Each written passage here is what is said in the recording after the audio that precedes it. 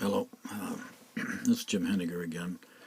I would like to continue where I left off yesterday, in trying to explain why I'm interested in developing the kind of projects that I mentioned. And in that video, I mentioned that we need to move to a level 6 civilization, and part of that involves a change in how we do economics, change how we do politics. We need to change our perspective of how we got here, who we are, what's our mission here, why are we here, and understand that we do have a purpose here as a civilization. And it's not always easy to understand that when we're looking at the world through our own eyes. We're not looking at things as a collective whole. So in many ways it's a challenge to move from what we could call a paradigm that we're in right now to a new paradigm. And I understand that. I understand how difficult it is. The way we see the world is that paradigm, and a lot of it has to do with how we were raised, what kind of influences we had as we developed the kind of ideas and beliefs that we have.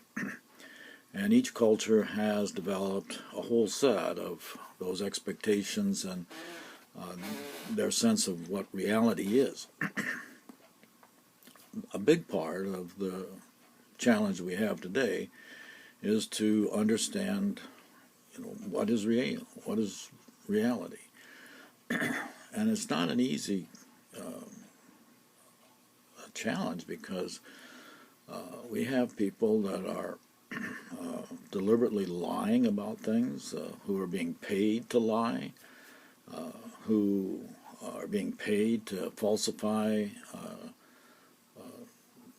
scientific tests, lie about events, so that we end up having a whole set of what some people believe is real may not be real. I mean, it may be all made up, okay? But people believe it, and what you believe has an awful lot to do with how you behave, how you treat others, and your actions. So it's very important, if we're going to move to a level 6 civilization, that we deal with what is real and what is possible, and try to understand how that impacts how we go about getting there. Okay, that's critical. From where I'm looking at things, I'm in a different paradigm. I know that. I've known that for many, many years, that looking at things the way I do means I look at reality different. I'm not asking that you have to accept my paradigm. I'm not asking that you change your paradigm or even believe what I'm suggesting, but I need to let you know how I'm looking at things, so that you can at least appreciate where I'm going with things. And if you would decide to become employed and become a member of a team on our projects, that you at least be open-minded. Okay, that's all I'm asking. You don't have to believe or accept anything at this point, but I do ask that you be open-minded, and that you don't try to sabotage. I'll just be blunt about it. So I'm looking for people that have an open mind, that are willing to look at the future with the potential of our being able to influence it by our actions. I'm not saying that it's going to be easy. I think it's going to be very difficult. And it's made even more difficult because it's very hard to say, well, science can solve everything, because science has limitations. One of the limitations is the equipment we have. We're limited to the kinds of things we can measure, the kinds of things that we can detect. And the instruments have limits, okay?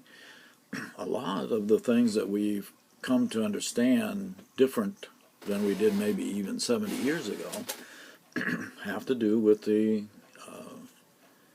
increased capacity of our instruments. Take the telescope. We were looking at the universe in 1960s. We might have only seen 1 million stars out there.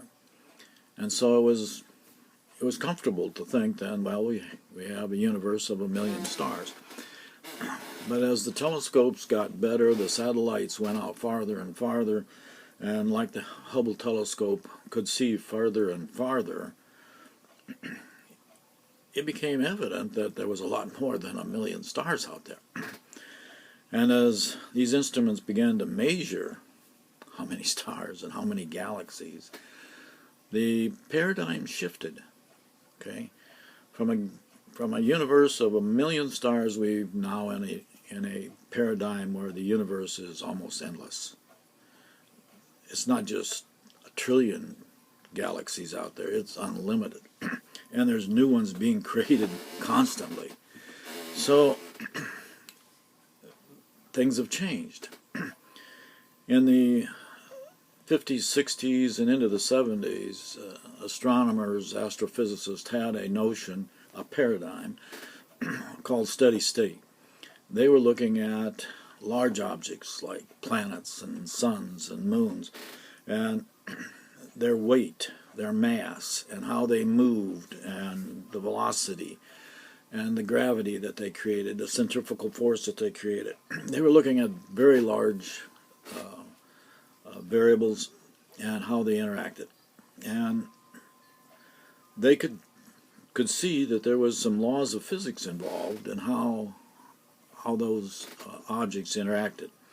And some formulas, mathematical formulas, were created to describe some of the phenomena, such as EMC squared from Einstein, kind of describing how we could understand some of this large objects in motion. Okay, Einstein actually believed in the steady state theories also, up until his death. But there were other astrophysicists and astronomers who were already in the 1970s bringing forth the idea of the Big Bang Theory. Now, the steady-state people just openly weren't very concerned about how it all began. They just, they assumed that it started somehow. But they thought it was infinite. There was just a certain number of planets out there and so forth. The Big Bang Theory started out in the 70s and 80s, suggesting that there was a huge amount of energy, a huge amount of matter collected, and it created an explosion, a huge explosion. And from that explosion created the galaxies, the suns, the moons, the planets. And it was going out, expanding at a rate that gravity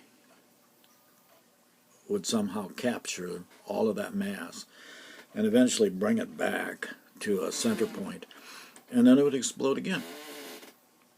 Well, that whole idea, that paradigm of the Big Bang, strongly suggested a very pessimistic endpoint. I mean, that we were going to be expanding to a point and then it would all collapse back. That's a determinism that's very negative. And so people were looking at the future as, it might be 1 billion years from now or 10 billion years from now, but it's all not going to end well. That was sort of the idea. It wasn't until the 90s that the Big Bang theory began to be modified.